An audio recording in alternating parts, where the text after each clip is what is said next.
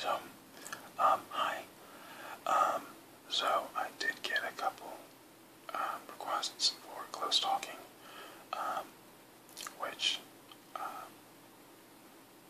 so the first video I did, I'm basically just recording these with my phone, so I was just kind of holding it there, in front of my face, which I really didn't want to do again for like 20 minutes or so if I have to read something, so I sort of, just put the phone and when I've been putting it on something higher so it would be closer.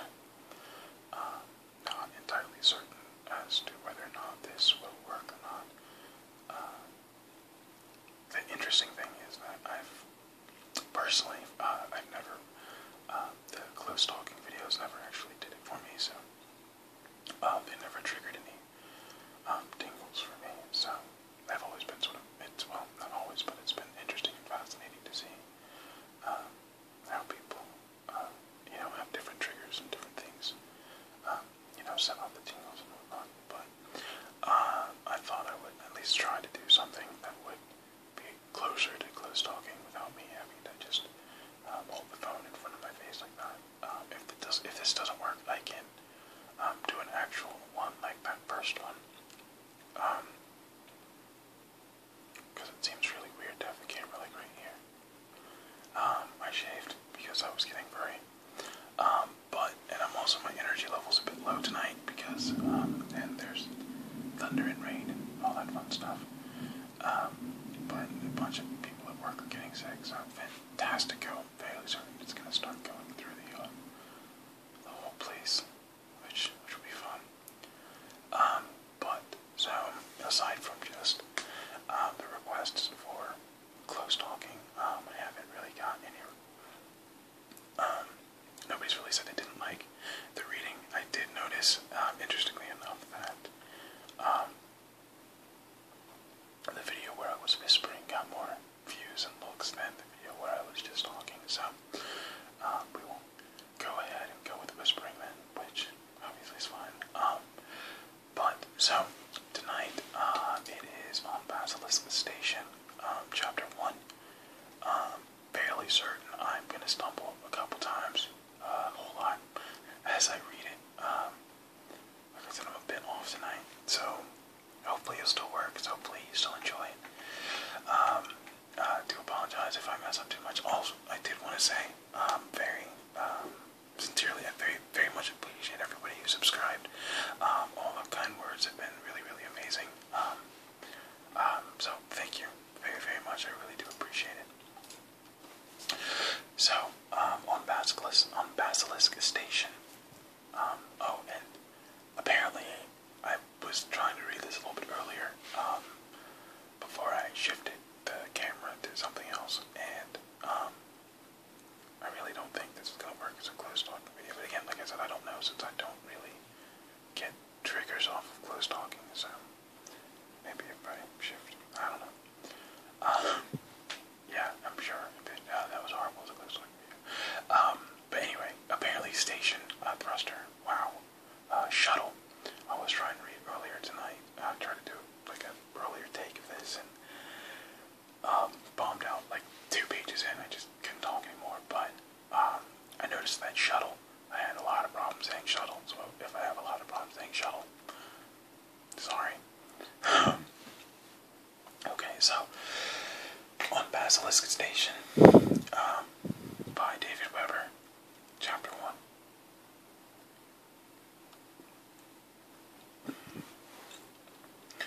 The fluffy ball of fur in Honor Harrington's lap stirred and put forth a round, prick-eared head as the steady pulse of the shuttle's thrusters died. A delicate mouth of needle-sharp bangs yawned, and then the tree cat turned its head to regard her with wide, grass-eaten eyes. "Bleak?" it asked, and Honor chuckled softly. "Bleak yourself," she said, rubbing the ridge of its muzzle. The green eyes blinked, and 4 of the tree cat's 6 limbs reached out to grip her wrist in feather-gentle handballs.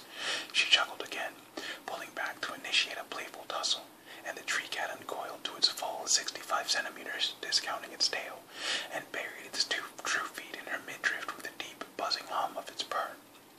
The handballs tightened their grip, but the murderous claws, a full centimeter of curved, knife-sharp ivory, were sheathed. seen similar claws used to rip apart the face of a human foolish enough to threaten a tree cat's companion, but she felt no concern. Except in self-defense, or honor's defense, Nimitz would no more hurt a human being than turn vegetarian, and tree cats never made mistakes in that respect. She extricated herself from Nimitz's grasp and lifted the long, sinuous creature to her shoulder, a move he greeted with even more enthusiastic purrs. Nimitz was an old hand at space travel and understood shoulders were out of bounds aboard small craft under power, but he also knew tree cats belonged on their companions' shoulders. That was where they'd risen since the first cat adopted its first human 5 Terran centuries before, and Nimitz was a traditionalist. A flat, furry jaw pressed atop the top of her head as Nimitz sank his 4 lower sets of claws into the specially padded shoulders of her uniform tunic. Despite his long, narrow body, he was a hefty weight, almost 9 kilos, even under the shutter's single gravity, but Honor was used to it, and Nimitz had learned to move his center of balance in from the point of her shoulder. Now he clung effortlessly to her perch while she collected her briefcase from the empty seat beside her.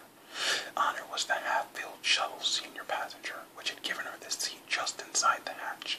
It was a practical as well as courteous tradition, since the senior officer was always the last to board and first to exit.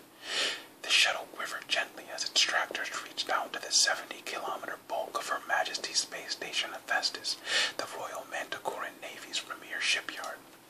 And Nimitz sighed his relief into Honor's short-cropped mass of feathery dark brown hair. She smothered another grin and rose from her bucket seat to twitch her tunic straight.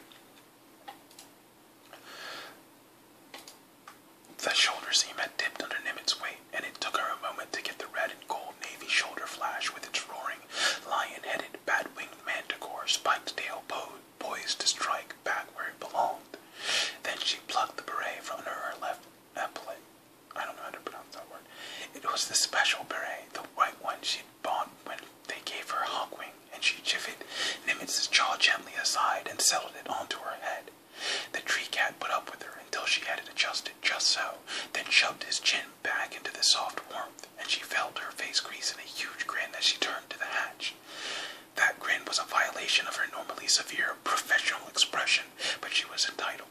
Indeed, she felt more than mildly virtuous for holding herself to her grin when what she really wanted to do was spin on her toes, fling her arms wide, and carol her light to her no-doubt shocked fellow passengers.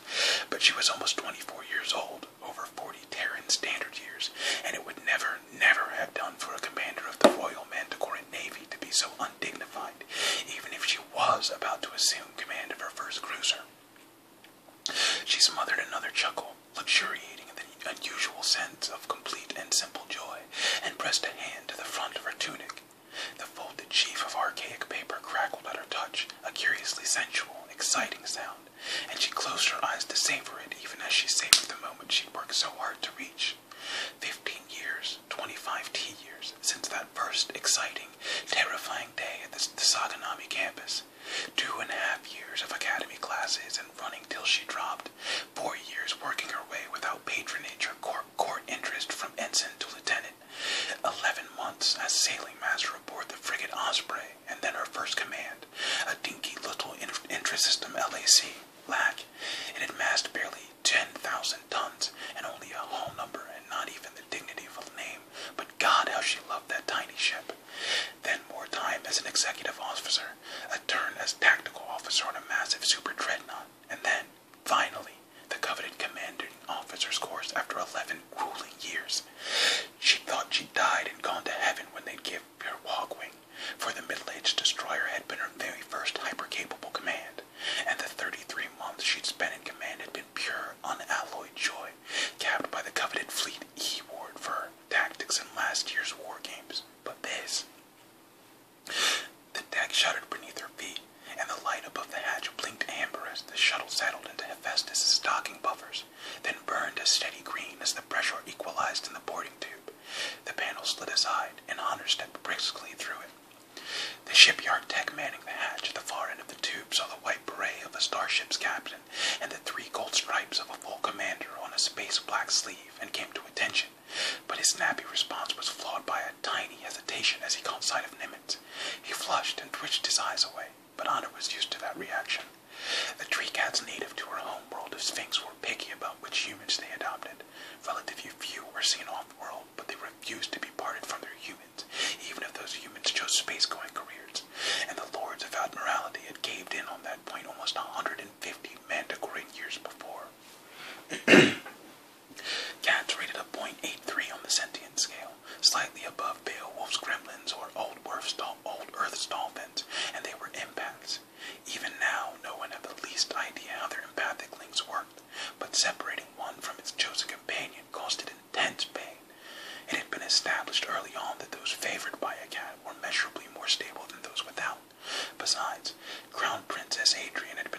by a cat on a state visit to Sphinx, when Queen Adrian of Manticore expressed her displeasure 12 years later at efforts to separate officers in her navy from their companions, the Admiralty found itself with no options but to grant a special exception for its draconian no-pets policy. Honor was glad of it, though she'd been afraid it would be impossible to find time to spend with Nimitz when she entered the academy. She'd known going in that those 45 endless months on Saganami Island were deliberately planned to leave even midshipmen without cats too few hours to do everything they had to do. But while academy instructors might suck their teeth and grumble when a plebe turned up with one of the rare cats, they recognized natural forces for which allowances must be made when they saw one. Besides, even the most domesticated cat retained the independence and indestructibility of its cousins in the wild, and Nimitz had seemed perfectly aware of the pressure she faced. All he needed was a little grooming, an occasional wrestling pouch, a perch on her shoulder or lap while she pored over the book chips and took sleep curled neatly up on her pillow, and he was happy. Not that he'd been above looking mournful and pitiful to extort tidbits and petting from any unfortunate who crossed his path. Even Cheek McDoodle, the terror of the first form middies, had succumbed, carrying a suitable stash of the celery stalks the otherwise carnivorous tree cats craved, and sneaking them to Nimitz when he thought no one was looking. And, Honor reflected wryly, running Miss Midshipman Harrington ragged to compensate for his weakness. Her thoughts had carried her through the arrival gate to the concourse, and she looked about until she found the color-coded guide strips to the personal tubes. She followed it, unburdened by any baggage, for she had none. All her meager personal possessions had been freighted up this morning, whisked away by stewards at the advanced tactical course facility, almost before she had time to pack. She frowned a bit at that thought while she punched up a tube capsule. All the scramble to get her here seemed out of character for a navy that preferred to do things in an orderly fashion. When she'd been giving Hawkwind, she'd known 2 months in advance. This time she'd literally been snatched out of the ATC graduation ceremonies and hustled off to Admiral Gravasier's office with no warning at all. The capsule arrived, and she stepped into it, still frowning and rubbing gently at the tip of her nose. Nimitz roused to lift his chin from the top of her beret and nipped her ear with the scolding tongue he saved for the unfortunately frequent moments when his companion worried. Honor clicked her teeth gently at him and reached up to scratch his chest, but she didn't stop worrying, and he sighed in exasperation. Now why, she wondered, was she so certain Gavasier had deliberately bustled her out of his office and off to a new assignment? The Admiral was a bland-faced, cherubic little gnome of a man with a bent for creating demonic attack problems, and she'd known him for years. He'd been her 4th form tactics instructor at the academy, the one who'd recognized an inborn instinct and honed it into something she could command at will, not something that came and went. He'd spent hours working with her in private when other instructors worried about her basic math scores and, in a very real sense, had saved her career before it had actually begun. Yet this time there'd been something almost evasive about him. She'd known his congratulations and satisfied pride in her had been real, but she couldn't shake the impression that there'd been something else as well. Ostensibly, the rush was all because of the need to get her to Hephaestus to shepherd her new ship through its refit in time for the upcoming fleet exercising. Yet HMS Fearless was only a single light cruiser when all was said. It seemed unlikely her absence would critically shift the balance in maneuvers planned to exercise the entire home fleet. No, something was definitely up, and she wished fervently that she'd had time for a full download before catching the shuttle. But at least all the rush had kept her from worrying herself into a soiree the way she'd had before taking Hawking over, and Lieutenant Commander McKean, her new exec, had served on feelers for almost 2 years, first as tactical officer and then as exec. He should be able to bring her up to speed on the refit Gravasier had been so oddly reluctant to discuss. She shrugged and punched her destination into the capsule's routing panel, then set down her briefcase and resigned herself as it flashed away down the counter-grab tubeway. Despite a peak speed of well over 700 kilometers per hour, the capsule's trip would take over 15 minutes, assuming she was lucky enough not to hit too many stops en route. The deck shivered gently underfoot. Few would have detected the tiny bobble as one quadrant of Hephaestus's gravity generators handed the tube off to another, but Honor noticed it. Not consciously, perhaps, but that minute quiver was part of a world which had become more real to her than the deep blue skies and chill winds of her childhood. It was like her own heartbeat, one of the tiny, uncountable stimuli that told her, instantly and completely, display, shaking off thoughts of evasive admirals and other puzzles as her eyes tracked the blinking cursor of her capsule across it. Her hand rose to press the crispness of her orders once more, and she paused, almost surprised, as she looked away from the map and glimpsed her reflection in the capsule's polished wall. The face that gazed back should have looked different, reflecting the monumental change in her status, and it didn't. It was still all sharply defined planes and angles dominated by a straight patrician nose, which, in her opinion, was the only remotely patrician thing about her, and devoid of the least trace of cosmetics. Honor had been told once that her face had a severe elegance. She didn't know about that, but the idea was certainly better than the dread, "My, isn't she, healthy looking?" Not that healthy wasn't accurate, however depressing it might sound. She looked trim and fit in the RMN's black and gold, courtesy of her 1.35 gravity homeworld and rigorous exercise regimen, and that, she thought critically, was about the best she had to say about herself. Most of the Navy's female officers had chosen to adopt the current planet-side fashion of long hair, often elaborately dressed and arranged, but Honor had decided long ago that there was no point in trying to make herself something that she was not. Her hairstyle was practical, no pretensions to glamour. It was clipped short to accommodate vac helmets and bouts of zero-G, and if its 2-centimeter strands had a stubborn tendency to curl, it was neither blonde nor red nor even black, just a highly practical, completely unspectacular dark brown. Her eyes were even darker, and she'd always thought their hint of an almond shape, inherited from her mother, made them look out of place in her strong-boned face, almost as if they'd been added as an afterthought. Their darkness made her pale complexion seem paler, and her chin was too strong below her firm-lipped mouth. No, she decided once more, with a familiar shade of regret. It was a serviceable enough face, but there was no use pretending anyone would ever accuse it of radiant beauty. Darn it. She grinned again, feeling the bubble of delight pushing her worries aside, and her reflection grinned back. It made her look like an urchin gloating over a hidden bag of candy, and she took herself firmly to task for the remainder of the trip, concentrating on a new CO's responsibility to look cool and collected, but it was hard. She'd done well to make commander so soon, even with the fleet's steady growth in the face of the Havenite threat, for the life-extending, prolonged process made for long careers. The Navy was well supplied with senior officers despite its expansion, and she came of yeoman stock, without the highly placed relatives or friends to nudge a naval career along. She'd known and accepted from the start that those with less competence but more exalted bloodlines would raise past her. Well, they had, but she'd made it at last. A cruiser command, the dream of every officer worth their salt. So what if Fearless was twice her own age and a little larger than a modern destroyer? She was still a cruiser, and cruisers were the Manticoran Navy's eyes and ears, its escorts and its raiders, the stuff of independent commands and opportunity. And responsibility. That thought let her banish the grin at last, because if independent command was what every good officer craved, a captain all alone in the big dark had no one to appeal to. No one to take the credit or share the blame, for she was all alone, the final arbiter of her ship's fate and the direct personal representative of her queen and kingdom, and if she failed that trust, no power in the galaxy could save her.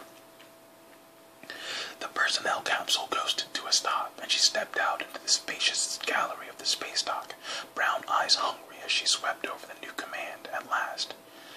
HMS Fearless floated in her mooring beyond the tough, thick wall of armor blast, lean and sleek even under the clutter of work platforms and access tubes, and the pendant number CL56 stood out against the white hull just behind her forward impeller nodes. Yard mechs swarmed over in the dock's vacuum, supervised by vac-suited humans, but most of the work seemed to be concentrating on the broadside weapon bays. Honor stood motionless, watching through the armor blast, feeling Nimitz rise straight and tall on her shoulder to join her perusal, and an eyebrow quirked. Admiral Cavazier had mentioned the Fearless was undergoing a major refit, but what was going on out there seemed a bit more major than she'd anticipated, which, coupled with his deliberate lack of detail, suggested something very special was in the wind, though Honor still couldn't imagine what could be important enough to turn the Admiral all mysterious on her. Nor did it matter very much to her as she drank up her new command, with avid eyes. She never knew exactly how long she stood there before she managed to turn her attention away at last and head for the crew tube. The two Marine sentries stood at parade rest, watching her approach, then snapped to attention as she reached them. She handed over ID and watched approvingly as the senior man, a corporal, scrutinized it. They knew who she was, of course, unless the Grapevine had died a sudden and unexpected death. Even if they hadn't, only one member of any ship's company was permitted the coveted white beret, but neither displayed the least awareness that their new mistress after God had arrived. The corporal handed back her ID folio with a salute, and she returned it and walked past them into the access tube. She didn't look back, but the bulkhead mirror at the tube's first bend, intended to warn of oncoming traffic coming round the corner, let her watch the sentries as the corporal keyed his Wiscom to alert the command deck that the new captain was on her way. The scarlet band of a zero-G warning slashed the access tube deck before her, and she felt Nimitz's claws sink deeper into her shoulder pad as she stepped over it. She launched herself into the graceful swim of free fall as she passed out of Hephaestus's artificial gravity, and her pulse raced with quite unbecoming speed as she eeled down the passage. Another 2 minutes, she told herself. Only another 2 minutes. Lieutenant Commander Alistair McKean twitched his tunic straight and smothered a flare of annoyance as he stood by the entry port. He'd been buried in the bowels of a vivisected fire control station when the message came in. There'd been no time to shower or change into a fresh uniform, and he felt the sweat staining his blouse under his hastily donned tunic. But at least Corporal Levine's message had given him enough warning to collect the side party. Formal courtesies weren't strictly required from a ship in yard hands, but McKean would take no chances of irritating a new captain. Besides, Fearless had a reputation to maintain, and his spine straightened, and a spasm of something very like pain went through him as his new captain rounded the tube's final bend. Her white beret gleamed under the lights, and he felt his face stiffen as he saw the sleek, cream and gray shape riding her shoulder. He hadn't known she had a tree cat, and he smothered a fresh spurt of irrational resentment at the sight. Commander Harrington floated easily down the last few meters of the tube, then spun in midair and caught the final scarlet-hued grab bar that marked the edge of Fearless's internal grav field. She crossed the interface like a gymnast dismounting from the rings to land lightly before him, and McKean's sense of personal injury grew perversely stronger as he realized how little justice the photo in her personnel jacket had done her. Her triangular face had looked stern and forbidding, almost gold in the file imagery, especially framed by the dark buzz of her close-cropped hair, but the pictures had lied. They hadn't captured the life and vitality, the sharp-edged attractiveness. No one would ever call Commander Harrington pretty, he thought, but she had something far more important. Those clean-cut, strong features and huge dark brown eyes, exotically angular and sparkling with barely restrained delight despite her formal expression, discounted such ephemeral concepts as pretty. She was herself unique, impossible to confuse with anyone else, and that only made it worse. McKean met her scrutiny with a stolid expression and fought to suppress his confused, bitter resentment. He saluted sharply. The side party came to attention, and the bosun's calls shrilled. All activity stilled around the entry port, and her hand came up in an answering salute. Permission to come aboard. Her voice was a cool, clear soprano, surprisingly light in a woman her size, for she easily topped McKean's old 180 centimeters. Permission granted, he replied. It was a formality, but a very real one. Until she officially assumed command, Harrington was no more than a visitor aboard McKean's ship. Thank you, she said, and stepped aboard as he stood back to clear the hatch. He watched her chocolate dark eyes sweep over the entry port and side party and wondered what she was thinking. Her sculpted face made an excellent mask for emotions, except for those glowing eyes, he thought sourly, and he hoped his own did the same. It wasn't really fair of him to resent her. A light cruiser simply wasn't a lieutenant commander's play, but Harrington was almost 5 years, almost 8 T-years younger than he. Not only was she a full commander, not only did the breast of her tunic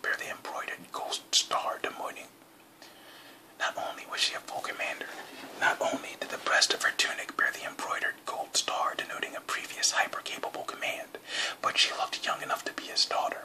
Well, no, not that young, perhaps, but she could have been his niece. Of course, she was a third-generation prologue. He checked the open portion of her record closely enough to know that, and the anti-aging treatment seemed to be proving even more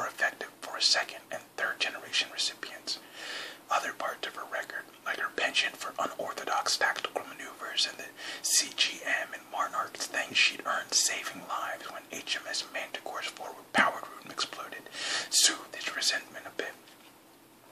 But neither they, nor knowing why she seemed so useful, could lessen the emotional impact of finding the slot he'd longed for so hopelessly filled by an officer who not only oozed the effortless magnetism he'd always envied in others, but also looked as if she graduated from the academy last year. Nor did the bright, unwavering regard the tree cat bent upon him make him feel any better.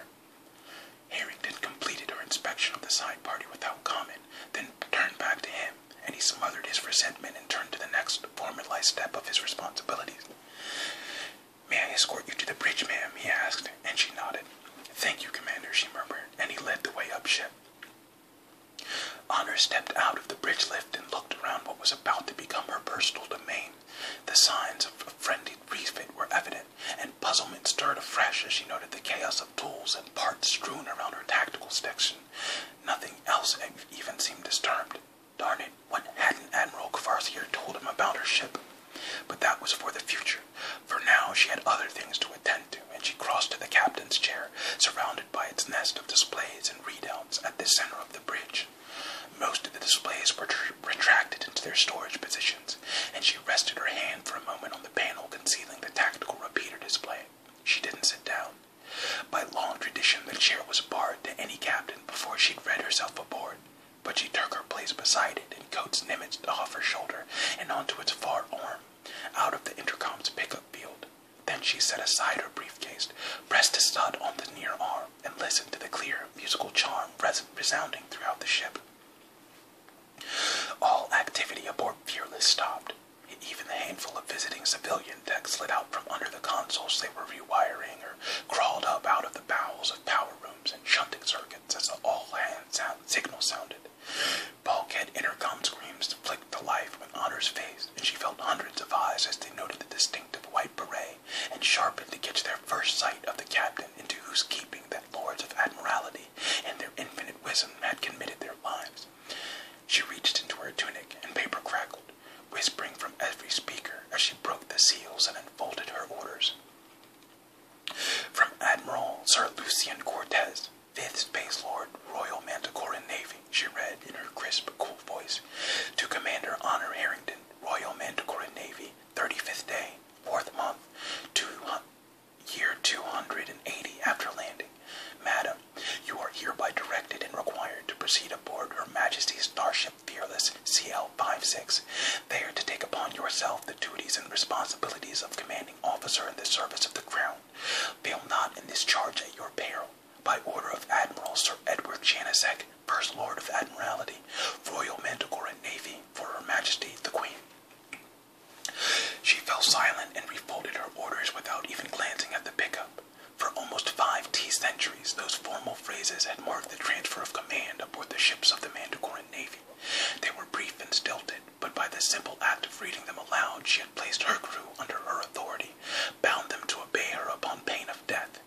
The vast majority of them knew nothing at all about her, and she knew equally little about them, and none of that mattered. They had just become her crew.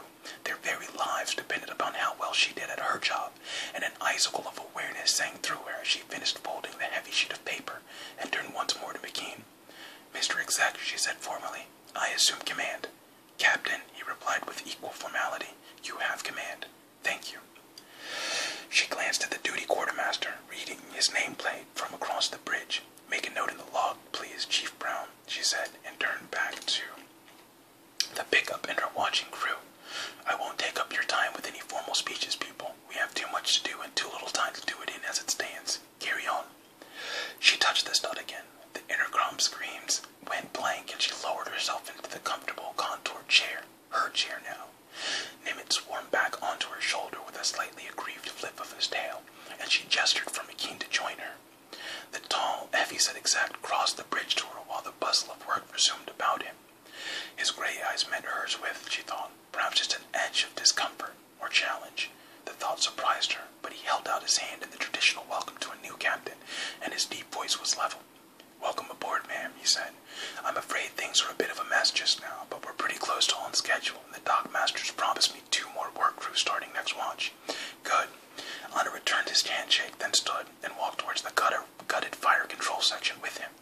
I have to admit a certain amount of puzzlement, though, Mr. McKean. Admiral Cavassier warned me we were due for a major refit, but he didn't mention any of this. She nodded at the open panels and unraveled circuit ones. I'm afraid we didn't have much choice, ma'am. We could have handled the energy torpedoes with software changes, but the craft lance is basically an engineering system. Tying it into fire control requires direct hardware links to the main tactical system. Craft lance? Honor didn't raise her voice, but McKean heard the surprise under its cool surface, and it was his turn to raise an eyebrow. Yes, ma'am. He paused. Didn't anyone mention that to you? No, they didn't. Honor's lips thinned in what might charitably have been called a smile, and she folded her hands deliberately behind her. How much broadside armament did it cost us? She asked after a moment. All 4 grazer mounts, McKean replied, and watched her shoulders tighten slightly. I see. And you mentioned energy torpedoes, I believe. Yes, ma'am. The yard's is replacing all but 2 broadside missile tubes with them. All but 2? The question was sharper this time, and McKean hit an edge of bitter amusement. No wonder she sounded upset. If they hadn't even warned her, he'd certainly been upset when they'd found out what was planned. Yes, ma'am. I see, she replied, and inhaled. Very well, exact. What does that leave us? We still have the 30-centimeter laser mounts, 2 in each broadside, plus the missile launchers. After refit, we'll have the grav lance and 14 torpedo generators as well, and the chase armament is unchanged, 2 missile tubes and the 60-centimeter spinal laser. He watched her closely, and she didn't quite wince, which, he reflected, spoke well for her self-control. Energy torpedoes were quick-firing, destructive, very difficult point defense to stop, and completely ineffectual against a target protected by a military-grade sidewall. That, obviously, was the reason for the grav lance. Yet, if a grav lance could, usually, burn out its target's sidewall generators, it was slow-firing and had a very short maximum effective range. But if Captain Harrington was aware of that, she allowed no trace of it to color her voice. I see, she said yet again, and gave her head a little toss. Very well, Mr. McKean. I'm sure I've taken you away from something more useful than talking to me. Have my things been stowed? Yes, ma'am. Your steward saw to it. In that case, I'll be in my quarters examining the ship's books if you need me. I'd like to invite the officers to dine with me this evening. I see no point in letting introductions interfere with their duties now. She paused, as if reaching for another thought, then looked back at him. Before then, I'll want to tour the ship and observe the work in progress. Will it be convenient for you to accompany me at 1400? Of course, Captain. Thank you. I'll see you then. She nodded and left the bridge without a backward glance. Okay, that was chapter 1. Rather long, I guess. Hopefully it didn't bore you, or maybe, hopefully it did put you to sleep, depending on what you're looking at this for. Anyway, that was, chapter 1. All things going as planned, and as long as people don't yell at me for how long this one was, I will be reading chapter 2 tomorrow. Otherwise, you guys have a